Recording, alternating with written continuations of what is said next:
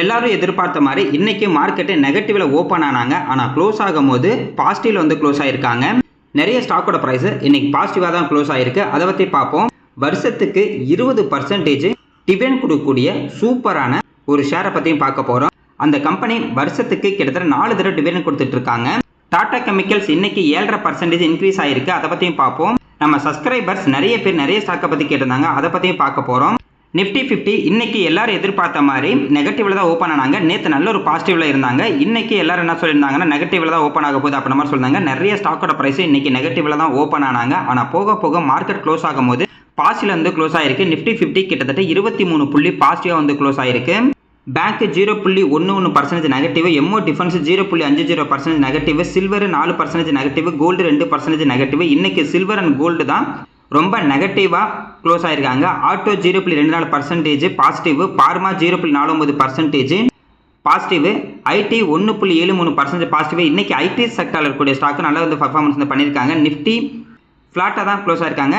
Mid 150 வந்து பார்த்தீங்கன்னா 1.31% negative. இன்னைக்கு அந்த மிட் அண்ட் ஸ்மால் கேப்பில் இருக்கக்கூடிய ஸ்டாக்கும் சில்வர் அண்ட் கோல்டு தான் ரொம்ப டவுன் ஆயிருக்காங்க.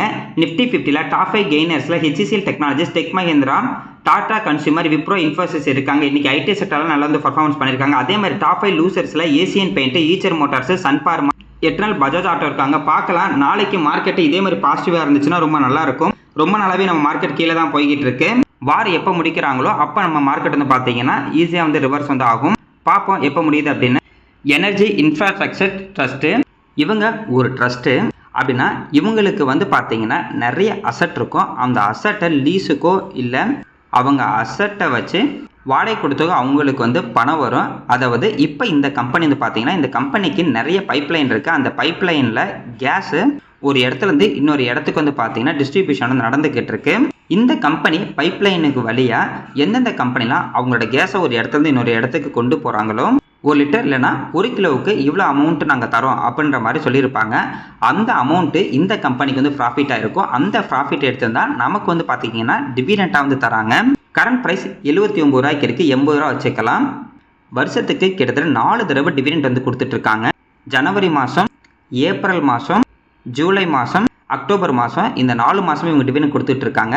2026ல் ஒரு தடவை 3 ரூபா 18 பைசா ஒரு ஷேருக்கு வந்து கொடுத்துட்டாங்க. அடுத்த 3 தடவை வந்து பார்த்தீங்கன்னா கண்டிப்பாக டிவிடெண்ட் வரதுக்கு நிறைய வாய்ப்பு இருக்குது. இந்த கம்பெனியோட ஆப்ரேஷனை பொறுத்த வரைக்கும் நம்மக்கிட்ட அமௌண்ட் வந்து வாங்கிக்குவாங்க. அதாவது இப்போ நம்ம ஒரு ஷேரை வாங்கும் போது அந்த அமௌண்ட்டு இந்த கம்பெனிக்கு வந்து போகுது.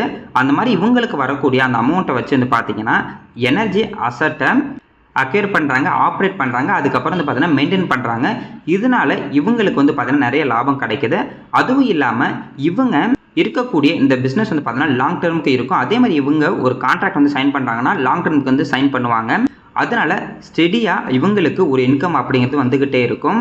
மேக்ஸிமம் இவங்களோட ஃபோக்கஸ் வந்து பார்த்தீங்கன்னா நேச்சுரல் கேஸில் தான் இருக்குது. நேச்சுரல் கேஸை ஒரு இடத்துலேருந்து இன்னொரு இடத்துக்கு டிரான்ஸ்போர்ட் பண்ணுறது, அதே மாதிரி நேச்சுரல் கேஸு இன்ஃப்ராஸ்ட்ரக்சர் ஒர்க்கும் இவங்க வந்து பண்ணிட்டு இருக்காங்க.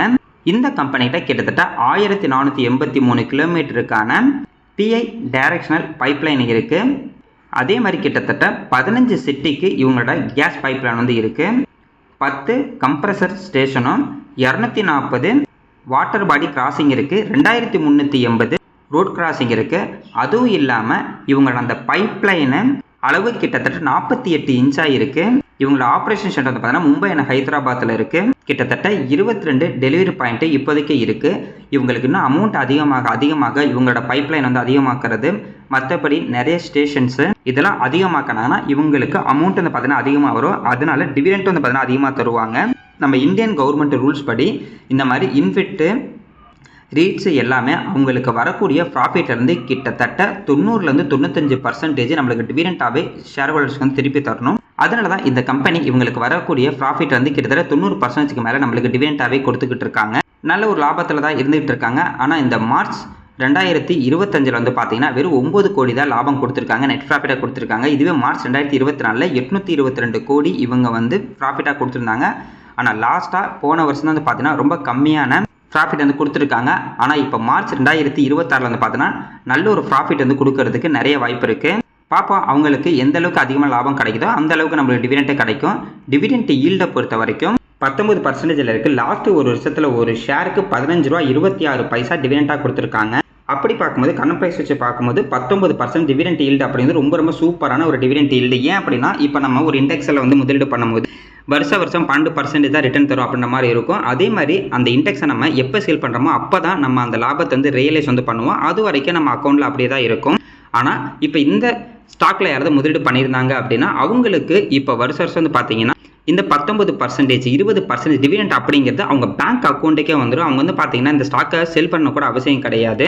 நல்ல ஒரு பேசிவ் இன்கமாக அவங்க பேங்க் அக்கௌண்ட்டுக்கு வந்துகிட்டே இருக்கு. அவங்க பணம் வந்து பார்த்தீங்கன்னா அவங்களுக்கு பணத்தை திருப்பி கொடுத்துக்கிட்டு இருக்கு. இந்த ஸ்டாக்ல 2021 டிசம்பர்ல வந்து பார்த்தீங்கன்னா 100 ரூபாய்க்கு இருந்திருக்கு. 100 ரூபாய்க்கு வாங்கியிருந்தா கூட அதே 2022 வந்து பார்த்தீங்கன்னா ஒரு ஷேருக்கு கிட்டத்தட்ட 15 ரூபா பக்கத்தில் வந்து டிவிடெண்ட் கொடுத்துருக்காங்க. அப்படி பார்க்கும்போது டிவிடெண்ட் ஈல்டு எப்படி பார்த்தாலும் 15% இருக்கும். அதாவது இப்போ 2022 ஒருத்தர் 100 ரூபாய் போட்டு வாங்கியிருந்தா கூட இப்போதைக்கு 80 ரூபாய்க்கு இருந்துச்சுன்னா அவரோட கேபிட்டல் 20% நெகட்டிவ்ல இருக்கும்.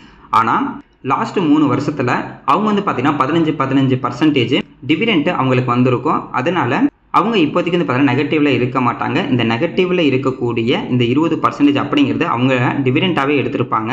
வருஷம் 15% இவங்க டிவிடெண்டாக வந்திருக்கு அப்படின்ற மாதிரி வச்சா கூட கிட்டத்தட்ட டிவிடெண்ட் 45% அவருக்கு வந்து கிடச்சிருக்கும். அதில் 20% போனாலும் மீதி 20% அவங்களோட டிவிடெண்டாகி வந்திருக்கும். இருந்தாலும் இந்த ஸ்டாக் இப்படி நெகட்டிவ்ல போகாமல் பாசிட்டிவாக வந்துச்சுன்னா அது வந்து பார்த்தீங்கன்னா ரொம்ப நல்லா இருக்கும். மேபி இன்னமும் போக போக இப்போ எப்படி 3 வருஷத்தில் 20% இன்னொரு 3 வருஷம் கழிச்சு மறுபடியும் ஒரு 20% குறைஞ்சது அப்படின்னா அது கண்டிப்பாக நெகட்டிவாக இருக்கும். ஏன்னா டிவிடெண்ட் வரதுக்கும் கேபிட்டல் நெகட்டிவ் ஆகிறதுக்கு ஈக்குவலாக இருக்கும். பார்ப்போங்க, மறுபடியும் விவசாயம் மேலே போனால் ரொம்ப நல்லாயிருக்கும். ஆனால் இப்போதைக்கு கரண்ட் ப்ரைஸுக்கு 19% டிவிடெண்ட் ஈல்டு அப்படிங்கிறது ரொம்ப சூப்பரான ஒரு பர்சன்டேஜ். அடுத்தது சோழமண்டலம் ஃபைனான்ஸ். இவங்க வந்து பார்த்தீங்கன்னா ஒரு ஃபைனான்ஸ் கம்பெனி. இந்த ஸ்டாக்கை பற்றி நம்ம அடிக்கடி வந்து பார்த்துருக்கோம். இப்போ இந்த ஸ்டாக்கோட ப்ரைஸ் 52 வீக் லோ பக்கத்தில் தான் வந்து இருக்குது. ஃபைனான்ஸ்லேயே சூப்பரான க்ரோத்தில் இருக்கக்கூடிய கம்பெனி இந்த கம்பெனி. ஃபைனான்ஸ் செக்டரை பொறுத்த வரைக்கும் எப்பயுமே நல்ல ஒரு க்ரோத்தில் தான் இருப்பாங்க. ஏன்னா எப்பயுமே நம்ம கடன் வந்து வாங்கிக்கிட்டு தான் இருப்போம். அதனால இந்த செக்டரை கடைசி வரைக்கும் இருந்துகிட்டு தான் இருக்கும். கரண்ட் ப்ரைஸ் 1355 ரூபாய்க்கு வந்து ட்ரேட் ஆகிட்டு இருக்கு. லாஸ்ட் 5 வருஷத்தில் 141% இந்த ஸ்டாக்கோட ப்ரைஸ் வந்து இன்க்ரீஸ் ஆயிருக்கு. மார்க்கெட் கேப் 1,15,000 கோடிக்கு மேலே இருக்கு. ஸ்டாக்கோட பி ரேஷியோ 23.8 இருக்கு. இண்டஸ்ட்ரி பி ரேஷியோ 16.8 இருக்கு. Book value 307. 52 வீக் லோ அப்படிங்கிறது 1300 ரூபாயில் இருக்குது. இப்போதைக்கு இந்த ஸ்டாக்கோட ப்ரைஸ் கரெக்டாக 1355 ரூபா பக்கத்தில் தான் இருக்குது. ROCE 10%, ROE 19%, ROE 10%, OPM 68% இருக்குது. ஓவரால் அந்த பர்சன்டேஜ் நல்ல சூப்பரான பர்சன்டேஜ். இன்டென்சிக் வேல்யூ 941 இருக்குது. பிஜி ரேஷியோ 0.93 வந்து இருக்காங்க. டெப்ட் ஈக்விட்டி 7.23 இருக்குது. இவங்க வந்து ஃபைனான்ஸ் கம்பெனி அப்படிங்கிறனால டெப்ட் ஈக்விட்டி கொஞ்சம் அதிகமாக தான் இருக்கும். ப்ரைஸ் டு புக் வேல்யூ பார்க்கும்போது 4.44 வந்து இருக்காங்க.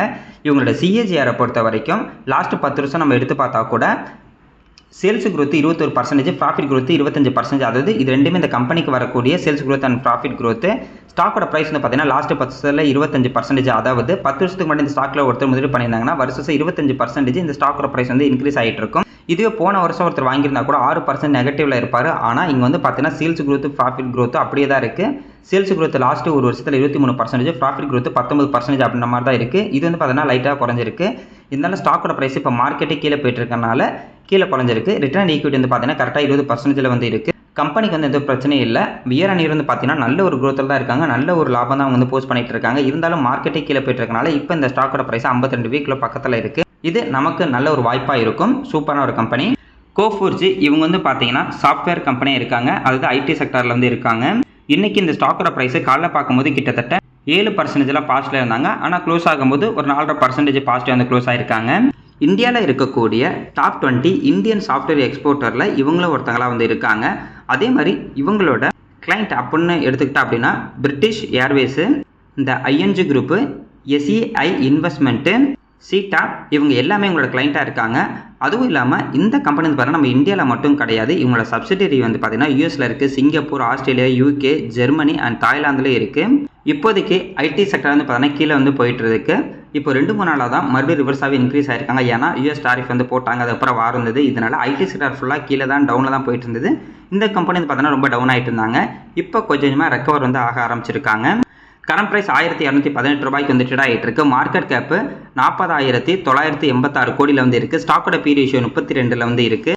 Industry B ratio 21, book value 206, dividend yield 1.33%, ROC 20%, ROE 16%, ROIC 13%, OPM 16% வந்து இருக்குது.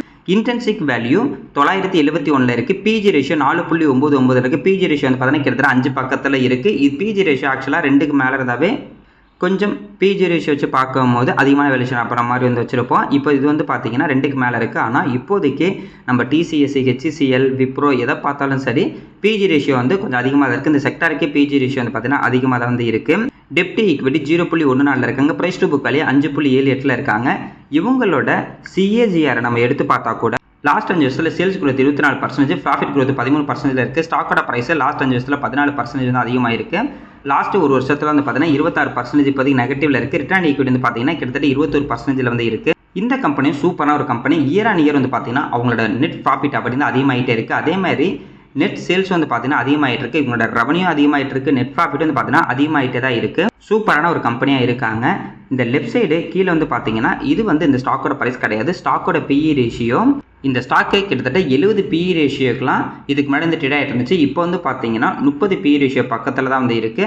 அதாவது லோ பிஇ ரேஷியோவில் வந்து ட்ரேட் ஆகிட்டு இருக்குது. 2022 ஒரு தடவை இந்த கம்பெனி இந்த 30ங்கிற பிஇ ரேஷியோ பக்கத்தில் வந்துச்சு. இப்போ மறுபடியும் அந்த 30ங்கிற பிஇ ரேஷியோவில் தான் வந்து இருக்குது. இது நமக்கு வந்து ஒரு வாய்ப்பாக இருக்கும். அதே மாதிரி இந்த ஸ்டாக்கோட ப்ரைஸ் வந்து பாருங்கள், அது ஹை வந்து கிட்டத்தட்ட 1994 இருக்குது. அது 2000 பக்கத்தில் இருந்துட்டு இப்போதைக்கு 1200 பக்கத்தில் வந்து ட்ரேட் ஆகிட்டு இருக்குது. இதுக்கு முன்னாடி உள்ள லோ அப்படிங்கிறது அந்த 1000 வந்து இருக்குது. எப்படி பார்த்தாலும் அந்த ஸ்டாக்கோட ப்ரைஸ் கரெக்டாக அது பக்கத்தில் தான் வந்து ட்ரேட் ஆகிட்டு இருக்குது. மேபி இப்போ மார்க்கெட்டை ரிவர்ஸ் ஆகும்போது மறுபடியும் இந்த ஸ்டாக்கோட ப்ரைஸ் இன்க்ரீஸ் ஆனால் நல்லாயிருக்கும். ஆனால் லாபம் வந்து பார்த்தீங்கன்னா நல்லா வந்து எடுத்துகிட்டு இருக்காங்க.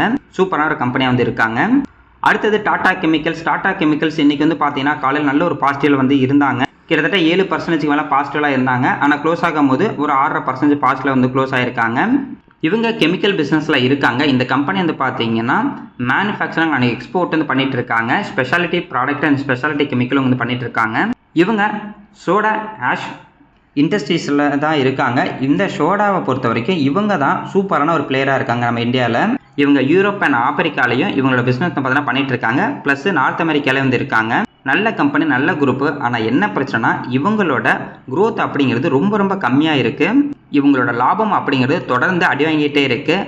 எக்ஸாம்பிளுக்கு மார்ச் 2023 இவங்க வந்து பார்த்தீங்கன்னா லாபமாக 2434 கோடி வந்து கொடுத்தாங்க. நெட் ப்ராஃபிட்டை இவங்களுக்கு 2400 கோடி வந்துச்சு. ஆனால் மார்ச் 2024 வெறும் 435 கோடி தான் நெட் ப்ராஃபிட்டு. மார்ச் 2025 387 கோடி தான் நெட் ப்ராஃபிட்டு. அதுவே இப்போ மார்ச் 2026 மேபி 350 கோடி இவங்க நெட் ப்ராஃபிட்டாக தரலாம் அப்படின்ற மாதிரி கணிச்சிருக்காங்க. அப்படி பார்க்கும்போது இவங்க நெட் ப்ராஃபிட் அப்படிங்கிறது ரொம்ப குறைஞ்சிக்கிட்டே இருக்குது. இது இந்த கம்பெனிக்கு வந்து ரொம்ப நெகட்டிவாகவே இருக்குது. கரண்ட் ப்ரைஸ் 655 ரூபாய்க்கு வந்து ட்ரேட் ஆகிட்டு இருக்கு. லாஸ்ட் 5 வருஷத்தில் 15% நெகட்டிவ். அதாவது 5 வருஷத்துக்கு முன்னாடி இந்த ஸ்டாக் ஒருத்தர் வாங்கியிருந்தா கூட இப்போதைக்கு நெகட்டிவ்ல தான் இருப்பாங்க. மார்க்கெட் கேப் 16,749 கோடிக்கு மேலே இருக்குது. ஸ்டாக்கோட பி ரேஷியோ 61 இருக்குது. இண்டஸ்ட்ரி பி ரேஷியோ 15 வந்து இருக்குது. Book value 877.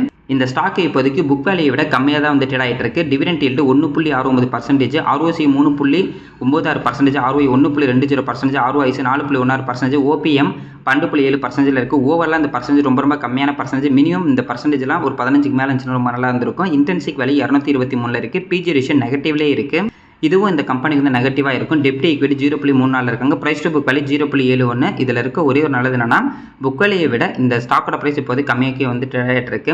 அடுத்து இவங்களோட சிஏஜிஆர் வந்து பார்த்தா கூட லாஸ்ட் 10 வருஷத்தில் சேல்ஸ் growth -1%, ப்ராஃபிட் growth -8% வந்து இருக்குது. அதுவும் இல்லாமல் பாருங்கள் இவங்க ப்ராஃபிட் growth ரொம்ப கம்மியாகிட்டே இருக்குது. லாஸ்ட் 10 வருஷமாக இவங்களுக்கு வரக்கூடிய அந்த ப்ராஃபிட் வந்து பார்த்தீங்கன்னா கம்மியாகிட்டு இருக்குது. நெகட்டிவ் போகலாம். ஆனால் லாஸ்ட்டு இந்த குவார்ட்டரில் வந்து நெகட்டிவ் ரிட்டர்ன் வந்து கொடுத்துருந்தாங்க. ஸ்டாக்கோட ப்ரைஸ் வந்து பார்த்தீங்கன்னா லாஸ்ட் 5 வருஷத்தில் எப்போ வாங்கியிருந்தாலும் நம்ம வந்து இப்போதைக்கு நெகட்டிவ் தான் இருக்கும். ரிட்டர்ன் ஈக்விட்டி பார்த்தீங்கன்னா 5% வந்து இருக்குது.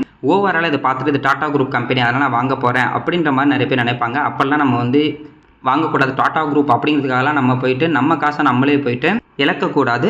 எந்த ஒரு கம்பெனி நம்ம முதலீடு பண்ணும்போது அந்த கம்பெனி பிஸ்னஸ் வந்து எப்படி இருக்குது, அது யாரோட கம்பெனி மாதிரி இருந்துட்டு போட்டோம், கம்பெனியில் நிறைய லாபம் கிடைக்குதா அப்படின்ற மாதிரி தான் நம்ம வந்து பார்க்கணும். அப்படி பார்க்கும்போது இவங்களோட லாபம் அப்படிங்கிறது கம்மியாகிட்டே இருக்குது. எப்போ இந்த கம்பெனியை நம்ம வந்து கன்சிடர் பண்ணணும் அப்படின்னா எப்போ இவங்களோட லாபம் வந்து அதிகமாகுதோ, அது கம்பெனி லாபம் வந்து அதிகமாகுதோ அப்போ தான் அந்த ஸ்டாக்கை நம்ம வந்து யோசிச்சு பார்க்கலாம். இப்போதைக்கு இவங்களோட லாபம் வந்து கம்மியாகிட்டே இருக்குது. இது கண்டிப்பாக வந்து நெகட்டிவாக தான் இருக்கும். அடுத்தது IRDA, Indian renewable energy development agency limited. இவங்க வந்து பார்த்தீங்கன்னா ரினியூவபிள் எனர்ஜியில் இருக்காங்க. ரினியூவபிள் எனர்ஜியில் இருக்கக்கூடிய கம்பெனிக்கெல்லாம் ஒரு ஃபைனான்ஸ் தரக்கூடிய ஃபைனான்ஸ் கம்பெனி. இந்த கம்பெனியை பற்றி நிறைய பேர் கேட்டிருந்தாங்க. கரண்ட் ப்ரைஸ் 114 ரூபாய்க்கு ட்ரேட் ஆகிட்டு இருக்கு. ரினியூவபிள் எனர்ஜியை பொறுத்த வரைக்கும் இப்போ நல்ல ஒரு growthல இருக்குது. நம்ம இந்தியாவில் மட்டும் கிடையாது, குளோபலாக பார்க்கும்போது எல்லாருமே இப்போ ரினியூவபிள் எனர்ஜிக்கு வந்து நிறைய வந்து சப்போர்ட் பண்ணிட்டு இருக்காங்க. சோலார், காற்றாலை இதுக்கெல்லாம் வந்து பார்த்தீங்கன்னா ரொம்ப முக்கியத்துவம் வந்து கொடுத்துட்ருக்காங்க. எக்ஸாம்பிளுக்கு இப்போ வந்து பார்த்தீங்கன்னா கேஸ் பற்றாக்குறை நம்ம ஊரில் இருக்குது. ஏன் அப்படின்னா நம்ம கேஸ் வந்து வேறு ஒரு கண்ட்ரியை டிபெண்ட் பண்ணி தான் இருக்கும். அதனால் அந்த கண்ட்ரி ஸ்டாப் பண்ணிட்டாங்க, நம்மளுக்கு கேஸ் வந்து வரமாட்டேங்குது. ஃபியூச்சரில் பவர் அப்படிங்கிறது நம்மளுக்கு வந்து கண்டிப்பாக தேவைப்படும். கரண்ட் அப்படிங்கிறது எல்லாரும் யூஸ் பண்ண ஆரம்பிச்சிட்டோம், இன்னும் அதிகமாக தேவைப்படும். அதனால் நம்ம இந்தியா வந்து பார்த்தீங்கன்னா ஃபுல் அண்ட் ஃபுல் வந்து ரினியூவபிள் எனர்ஜிக்கு வந்து ஃபோக்கஸ் வந்து பண்ணிட்டு இருக்காங்க. இப்போதைக்கு நம்ம வந்து பார்த்தீங்கன்னா குரூட் ஆயில், கோல் இதை வச்சு நிறைய வந்து கரண்ட் வந்து தயாரிச்சிட்டு இருக்கோம். இப்போ தான் போக போக வந்து பார்த்தீங்கன்னா வாட்டர்லேருந்து அதிகமாகவும் காற்றாலை, சோலார் இதுக்கெல்லாம் ஃபுல் ஃபோக்கஸ் வந்து கொடுத்துட்டு இருக்கோம். அதனால் இந்த செக்டரே வந்து பார்த்தீங்கன்னா நல்ல ஒரு குரோத்தில் தான் இருந்துக்கிட்டு இருக்காங்க.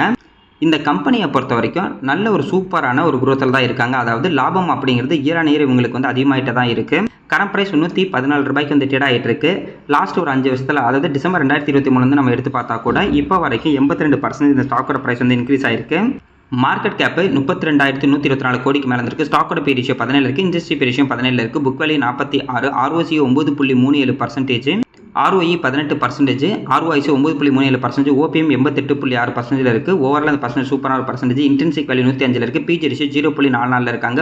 டெப்டி ஈக்விட்டி 5.41 இருக்குது. இவங்க ஃபைனான்ஸ் கம்பெனி அப்படிங்கிறனால டெப்டி ஈக்விட்டி கொஞ்சம் அதிகமாக இருக்கும். ப்ரைஸ் டு புக் வேல்யூ 2.43 இருக்காங்க. ஓவரால் அந்த ரேஷியோ வந்து பார்த்தீங்கன்னா சூப்பரான ஒரு ரேஷியோ தான். அடுத்து இவங்களோட ப்ராஃபிட் அண்ட் லாஸ் ஸ்டேட்மெண்ட் வந்து பார்க்கலாம். இவங்களோட ரெவன்யூ வந்து பார்த்தீங்கன்னா வருஷம் அதிகமாகிட்டு இருக்குது. நெட் ப்ராஃபிட்டும் வந்து பாருங்கள் வருஷம் அதிகமாகிட்டே தான் இருக்குது. ஒரு கம்பெனியை நம்ம வந்து செலக்ட் பண்ணும்போது இந்த மாதிரி இயர் ஆன் இயர் வந்து பார்த்தீங்கன்னா ரெவன்யூ அதிகமாகணும், நெட் ப்ராஃபிட் அதிகமாகிற மாதிரி தான் நம்ம வந்து ஒரு கம்பெனி செலக்ட் பண்ணணும். எந்த அளவுக்கு ஒரு கம்பெனி நெட் ப்ராஃபிட் அதிகமாகுதோ அந்த அளவுக்கு அந்த கம்பெனி ஸ்டாக்கோட ப்ரைஸ் வந்து பார்த்தீங்கன்னா லாங் டர்ம் வந்து அதிகமாகும். மார்ச் 2025 இவங்க 6,754 கோடி ரெவன்யூ, நெட் ப்ராஃபிட் வந்து பாருங்க 1,699 கோடி ரெவன்யூ வந்து கொடுத்துருக்காங்க. அடுத்து மார்ச் 2026 கிட்டத்தட்ட 1,880 கோடிக்கு மேலே நெட் ப்ராஃபிட் வரும் அப்படின்ற மாதிரி தான் எதிர்பார்த்துருக்காங்க. அப்படி கொடுத்தாங்கன்னா ரொம்ப நல்லாயிருக்கும். கம்பெனியோட சிஏஜிஆர் நம்ம எடுத்து பார்த்தா கூட சேல்ஸ் growth லாஸ்ட் 10 வருஷத்தில் 20%, ப்ராஃபிட் growth 20% வந்து இருக்குது. ஸ்டாக்கோட ப்ரைஸ் லாஸ்ட் வருஷம் 30% நெகட்டிவ் ரிட்டர்ன் வந்து கொடுத்துருக்கு. இன்னும் 3 வருஷம் கூட முடியலை. ரிட்டர்ன் ஈக்விட்டி வந்து பார்த்தீங்கன்னா கிட்டத்தட்ட 16% இருக்குது. கம்பெனியோட பர்ஃபார்மன்ஸ் அப்படின்னு ரொம்ப நல்லாவே இருக்குது. ஆனால் ஸ்டாக்கோட ப்ரைஸ் வந்து பார்த்தீங்கன்னா டவுன் ஆயிருக்கு. அடுத்தது இவங்களோட ஷேர் ஹோல்டிங் பேட்டர்ன் பார்த்தா கூட ப்ரொமோட்டர்கிட்ட 71.76% இருக்குது. ஏன்னா இப்போ இதுக்கு முன்னாடி 75% இருக்குது. நம்ம இந்தியன் கவர்மெண்ட் ரூல்ஸ் படி 75% கீழே வந்து பார்த்தீங்கன்னா அந்த ஷேர் ஹோல்டிங் வந்து கொண்டு போகணும். அதனால வந்து 71% மாற்றிருக்காங்க. எஃப்ஐட் வந்து 2.07%, டிஐட் வந்து பார்த்தீங்கன்னா 2.51%, ரீட்டைல் பீப்பிள்கிட்ட 23.67% ஷேர் ஹோல்டிங் வந்து இருக்குது. இதில் ரீட்டைல் பீப்புள் தான் அதிகமாக இருக்குங்க. இதிலிருந்து எஃப்ஐடியை வந்து அதிகமாக வாங்கினாங்கன்னா ரொம்ப நல்லாயிருக்கும். இவங்க இன்றைக்கி வந்து பார்த்தீங்கன்னா ஃபஸ்ட் டைம் வந்து டிவிடெண்ட் வந்து கொடுத்துருக்காங்க. ஒரு ஷேருக்கு 60 பைசா. இன்றைக்கி யார்ட்டெல்லாம் இந்த ஸ்டாக் இருக்கோ அவங்க எல்லாத்துக்கும் 60 பைசா டிவிடெண்ட் அப்படின்னு வந்துடும். மேக்ஸிமம் அடுத்த ஒரு மாதத்துக்குள்ள வந்து பார்த்தீங்கன்னா நம்ம பேங்க் அக்கௌண்ட்டுக்கு வந்துடும். சூப்பரான ஒரு கம்பெனி. ஆனால் என்ன இப்போ மார்க்கெட் ஃபுல்லாக கீழே போயிருக்கனால இந்த கம்பெனியோட ஸ்டாக்கோட ப்ரைஸ் வந்து கீழே போயிட்டுருக்கு. இதையும் நம்ம நல்ல ஒரு வாய்ப்பாக பார்ப்போங்க. இன்றைக்கி மார்க்கெட்டை வந்து ஃப்ளாட்டாக தான் க்ளோஸ் ஆகிருக்கு. நாளைக்கு நல்ல ஒரு பாசிட்டிவாக இருந்தால் நல்லாயிருக்கும். ஆனால் நாளைக்கு வந்து வீக்கெண்டு நம்ம வெயிட் பண்ணி தான் பார்க்கணும். இந்த வீடியோவில் என்னோட நாலேஜ் மட்டும் தான் ஷேர் பண்ணியிருக்கேன். அது கம்பெனியை பற்றி தான் பேசியிருக்கேன். இதில் நான் வந்து பை ஆர் செல் கால் வந்து கொடுக்கறது கிடையாது. எந்த ஒரு டெசிஷனாக இருந்தாலும் நீங்கள் ஓன் டெசிஷனாக வந்து எடுங்க.